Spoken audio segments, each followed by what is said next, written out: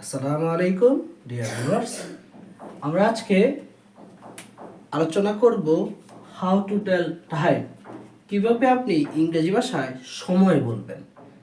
যেমন আপনাকে কেউ বলল হোয়াট টাইম ইজ ইট নাও, এখন কয়টা বাজে। হোয়াট টাইম ইজ ইট নাও, এখন কয়টা বাজে। আপনি বললেন 10টা বাজে। ইট ইজ, কিভাবে বলবেন 10টা বাজে? না, বলবেন ইট ইজ 10 o'clock, এখন 10টা বাজে। তো আমরা জানি, আমরা পূর্ণ ঘন্টা বুঝাতে আমরা সবাই বলতে পারি এখন 8টা বাজে, ইট ইজ 8 AM, 8 PM ইত্যাদি। এখন আপনি যদি বলেন, কেউ যদি জিজ্ঞেস করে হোয়াট টাইম ইজ ইট নাও, এখন কয়টা বাজে, আপনি বললেন 12:30 বাজে। সে প্রশ্ন করলো ইংরেজিতে, আপনি উত্তর দিলেন বাংলাতে। দেখতে একটু অড লাগছে না, খারাপ লাগছে না? আমরা এই ক্লাসটাতে দুইটা প্রিপোজিশন টু এবং ফাস্ট ব্যবহার করে কিভাবে আমরা সময়ের বাচক প্রশ্নের উত্তর দিতে পারবো তা শিখবো। তার আগে আমরা কিছু মৌলিক বিষয় শিখে নিই। প্রথম কথা হলো, পৌনে বা সোয়া ইংরেজি হচ্ছে কোয়ার্টার, আধ মানে হচ্ছে হাফ, পূর্ণ ঘন্টা বোঝাতে ইংরেজিতে ব্যবহার হয় ও ক্লক। 12টা বাজে, ইট ইজ 12 o'clock। 1টা বাজে, ইট ইজ 1 o'clock। এবার আসুন এই টু এবং ফাস্ট কিভাবে ব্যবহার হয়। আপনি মনে রাখবেন দুটা শব্দ ব্যবহার হয়, একটা হচ্ছে বেজে আর একটা হচ্ছে বাজতে। আমি একটু লিখলাম,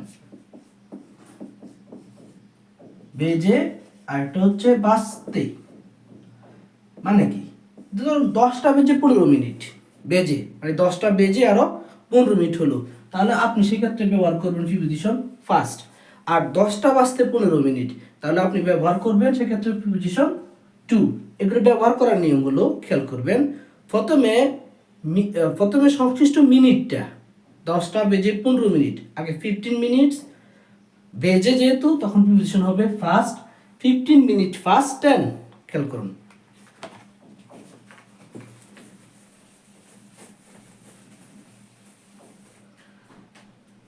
এখন 7:15। আপনার কেউ জিজ্ঞেস করলো সময়টা কত, আপনি বললেন এখন 7:15। তাহলে আমরা জানি শুরু করতে হবে ইট ইজ, ইট ইজ দিয়ে। সবসময় ভার্ব এবং ভার্ব বসবে ইট ইজ। এখন আমরা জানি 7:15 মানে 7টা বেজে 15। তাহলে আমরা প্রথমে 15 ইংরেজি কি বলেছিলাম মনে আছে তো? কোয়ার্টার, সোয়া, 4/1 তাহলে কোয়ার্টার। আপনি এখানে 15 লিখতে পারেন, 15 মিনিট, এটাও লিখতে পারেন 15 মিনিটস। যেহেতু বেজে তাহলে হচ্ছে ফাস্ট। কয়টা বেজেছে? 7টা, লিখবেন 15 মিনিটস ফাস্ট 7। অথবা এটা না লিখে আপনি লিখতে পারেন কোয়ার্টার ফাস্ট 7, এটাই সুন্দর। ইট ইজ কোয়ার্টার ফাস্ট 7, অর্থাৎ 7টা বেজে 15 মিনিট। এবার আসেন আমরা যদি এটাকে এরকম করি, 7টা বাজতে এখন 6:45। এটাকে আপনি দুইভাবে বলতে পারেন, 6টা বেজে 45 মিনিট, আবার 7টা বাজার 15 মিনিট বাকি। এই বাকি বুঝালে প্রিপোজিশন টু ব্যবহার করতে পারেন। কারণ আমরা লিখতে পারি, খেয়াল করুন, আমরা লিখলাম যে 7টা বাজার 15 মিনিট বাকি, আমরা লিখতে পারি ইট ইজ কোয়ার্টার টু 7, অর্থাৎ 7টা বাজার 15 মিনিট বাকি। এবার 6টা বেজে 45 মিনিট, 6টা বেজে 45 মিনিট, খেয়াল করুন, ইট ইজ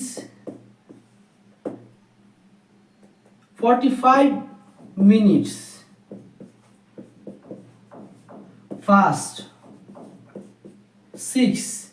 6টা বেজে 45 মিনিট, অর্থাৎ এই 6টা অতিক্রম করে গেছে কত মিনিট? 45 মিনিট।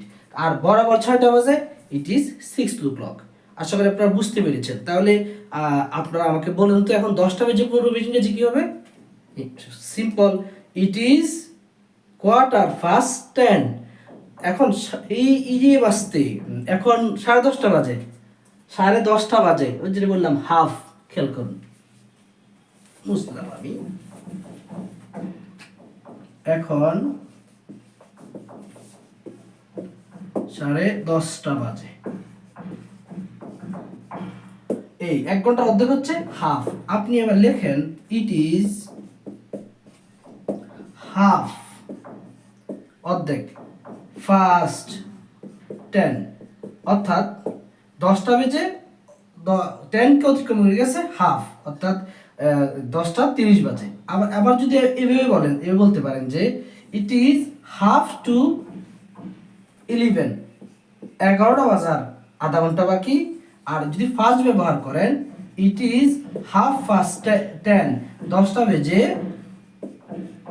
30 মিনিট।